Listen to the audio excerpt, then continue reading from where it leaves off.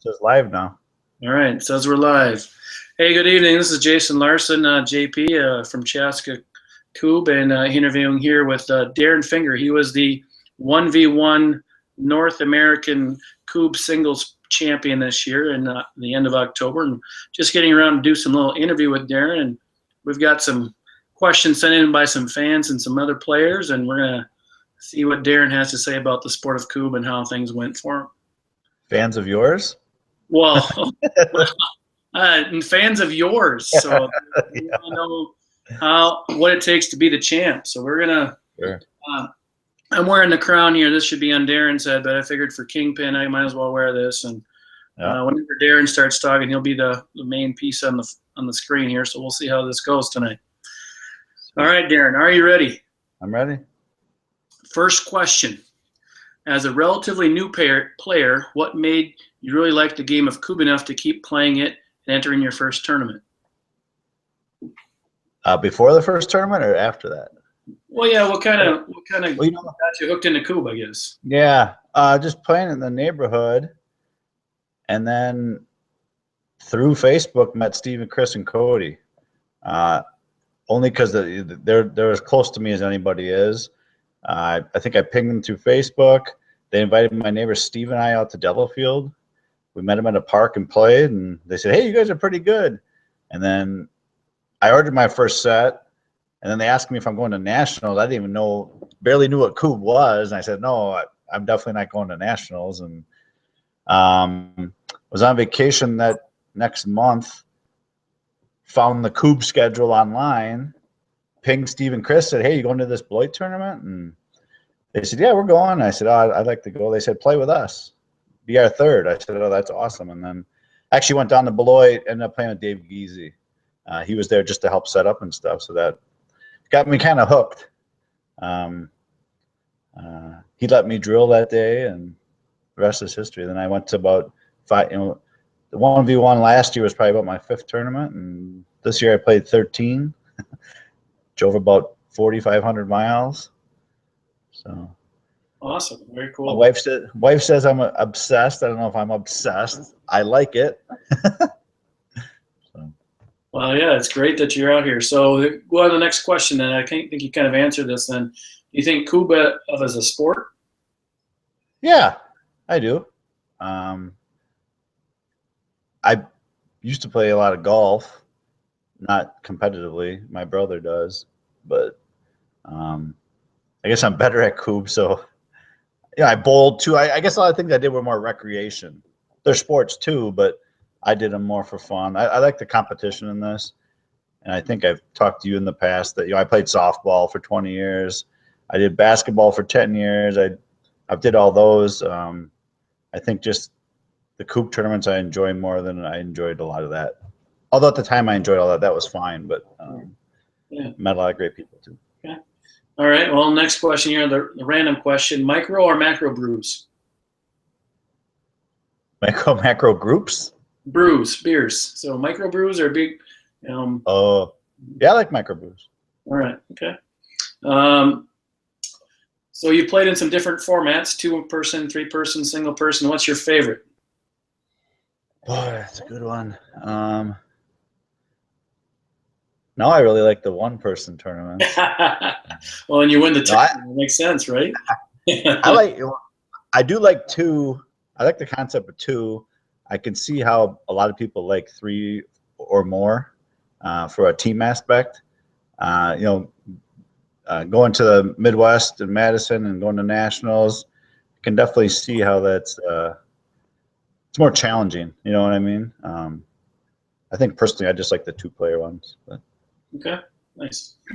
All right. So people are starting to watch you on YouTube now. Like they're watching Darren Finger highlights. Like, can you believe that? I mean, less than a year ago, you were doing about the same thing, watching other people. So, oh yeah. Who were you trying to emulate a year and a half ago? Who were you watching? Yeah. Well, I was lucky to meet Evan pretty early on at that Beloit tournament. He was running it. That's the first day I met Chad Bevers, Matt Green. Evan was there. Went with Steve Chris.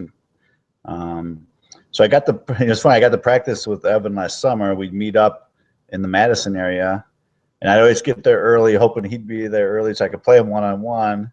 Could never come close to beating him, but I would ask him a lot of questions.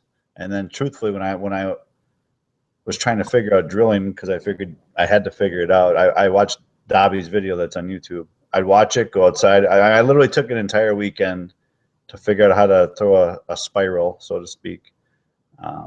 So using, and then I said, like I said, just meeting Evan, and he's close enough where we can play. And I guess I got a follow-up question to that. So if you were to give a tip to somebody that's brand new in the Coupe that wants to like you really picked up drilling in a relatively short amount of time, like what tips could you give somebody else that wants to kind of get to your level? Well, it's a lot of hours. There's no doubt about that. And it's funny because I had Paul Knutson at the 1v1 ask me, how often do you practice? I'm like, you probably don't want to know because it's a lot. Yeah, I think it's just repetition. I mean, I was sitting there standing next to Evan. How do you hold it? You know, I think it's just talking to the other guys. And even in Madison this year, it was ridiculously windy. And I was over asking Dobby, hey, how do you do it in the wind? And just getting tips from other people. But it is repetition. Yeah. It's kind of like riding a bike. I think once you get it, you got it, you know. So. All right. Next weird question: cheese curds or cheese sticks? Oh, cheese curds. Okay. All right. Sure. So what part of your game do you feel like you need to improve on the most?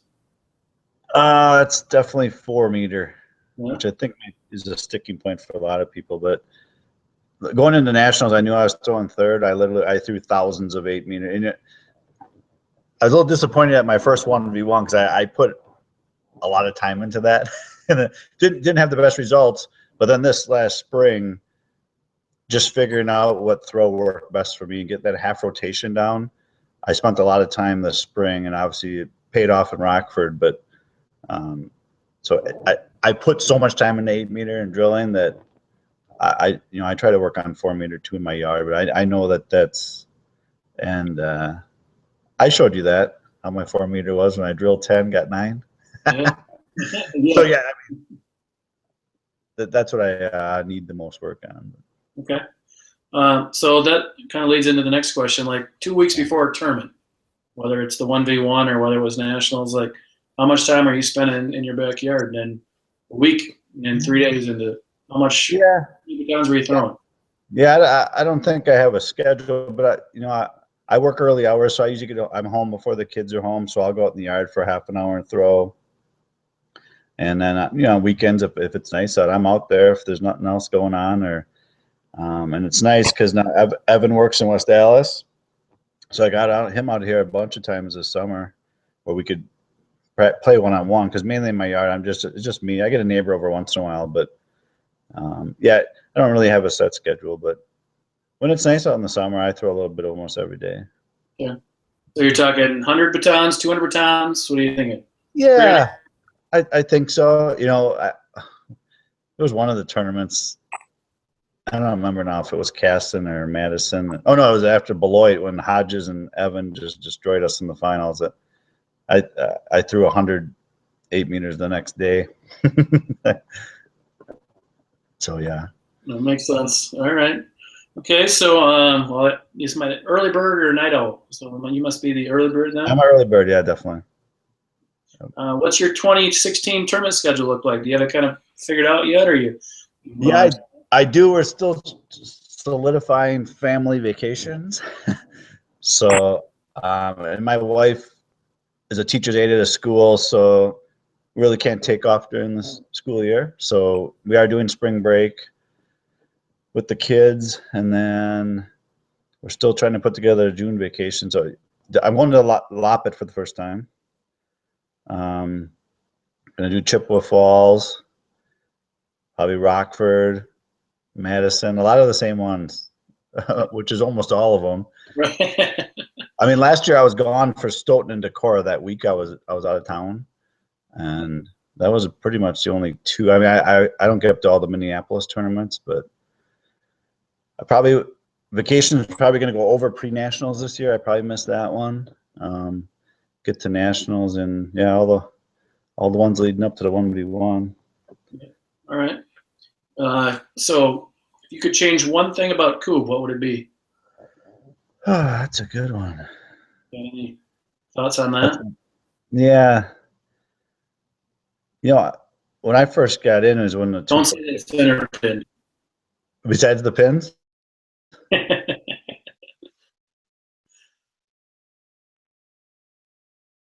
Oh, are you still there? Uh-oh. Might have lost Darren. Darren, you still there?